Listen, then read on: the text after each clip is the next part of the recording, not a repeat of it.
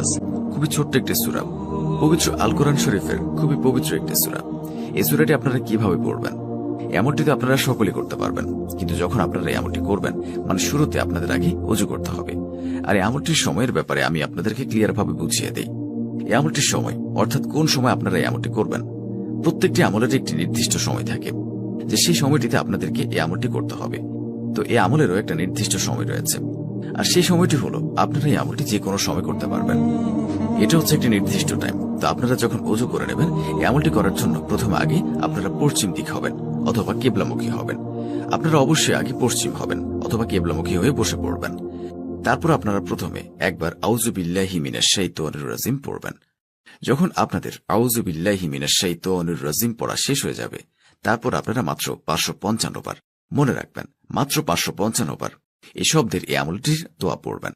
তো আপনাদেরকে তা একটু আগে আমি উচ্চারণ করে শুনিয়েছি, আমি আবারও বলছি, সুবহানাল্লাহ সুবহানাল্লাহ। এই দোয়াটি এভাবে আপনারা পড়বেন মাত্র 555 বার।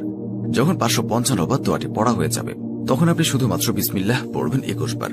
মনে রাখবেন শুধুমাত্র বিসমিল্লাহ পড়তে হবে, বিসমিল্লাহির রহমানির রহিম পড়লে কিন্তু হবে না।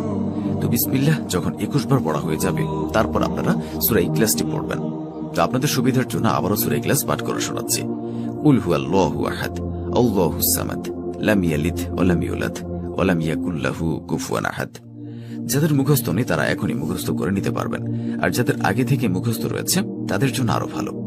তো সূরা ইখলাস, তারপর আপনাদেরকে পড়তে হবে সূরা ইখলাস মাত্র 21 বার। আর অবশ্যই মনে রাখবেন, আপনারা যে 21 বার পড়বেন, প্রত্যেকবার মানে একবার একবার করে গুনে গুনে যে আপনারা সূরা ইখলাসটি পড়বেন, প্রত্যেকবার সূরা ইখলাস পড়ার আগে আপনারা বিসমিল্লাহির রহমানির রহিম পড়ে নেবেন। তারপরে সূরা ইখলাস পাঠ করবেন, এইভাবে 21 বার পাঠ করবেন। পড়ার পর আপনারা আবার সেই এক শব্দের দোয়াটি পড়বেন। সেই এক শব্দের দোয়াটি আপনারা আবার শেষে পড়বেন মাত্র 55 বার। শেষে শুধুমাত্র 55 বার পড়তে হবে। তো এইভাবে আপনাদেরকে আমলটি করতে হবে। এটি ছিল এই আমলের নিয়ম। তো তারপর আপনাদের এই আমলটি করা সম্পূর্ণ শেষ। আশা করি আপনারা এই আমলের সম্পূর্ণ নিয়ম বুঝতে পেরেছেন। যদি আপনারা এই নিয়ম অনুযায়ী এই আমলটি করতে পারেন, তাহলে আপনারা খুব তাড়াতাড়ি রেজাল্ট পেয়ে যাবেন। তাই আপনারা একবার হলেও এই আমলটি করে দেখুন, অনেক বেশি উপকৃত হবেন। আপনাদের সকল প্রকার সমস্যা দূর হয়ে যাবে। আপনাদের কাছে ধন দৌলতের আর অভাব থাকবে না। আপনাদের কাছে অনেক বেশি রিজিক এবং বরকত চলে আসবে। কোনো প্রকার পেরেশানি আর থাকবে না আপনাদের কাছে। নিজেও এই আমলটি করুন এবং অন্যদেরকেও এই আমলটি করার সুযোগ করে দিন। এর সাথে সাথে যারা 5 ওয়াক্ত নামাজ আদায় করেন না, তাদের উদ্দেশ্যে বলছি, আপনারা অবশ্যই 5 ওয়াক্ত নামাজ আদায় করবেন। কেননা নামাজ ব্যতীত কোনো আমল কবুল হয় না, এবং নামাজ হলো বেহেশতের চাবি, এবং নামাজ ব্যতীত জান্নাতে প্রবেশ করতে পারবো না। সহিহ হাদিসে আছে, সূরা ইখলাস 3 বার পাঠ করলে 1 খতম কোরআন তিলাওয়াতের সমপরিমাণ সওয়াব পাওয়া যায়। হযরত আয়েশা রাদিয়াল্লাহু তাআলা আনহু থেকে এক রিওয়ায়াতে উল্লেখ আছে, এক যুদ্ধে রাসূল সাল্লাল্লাহু আলাইহি ওয়াসাল্লাম এক ব্যক্তিকে আমির বা নেতা নিযুক্ত করে দেন। তিনি নামাজে ইমামতি কাল সূরা ফাতিহা ও অন্য সূরার শেষে প্রতি রাকাতে সূরা ইখলাস পাঠ করতেন।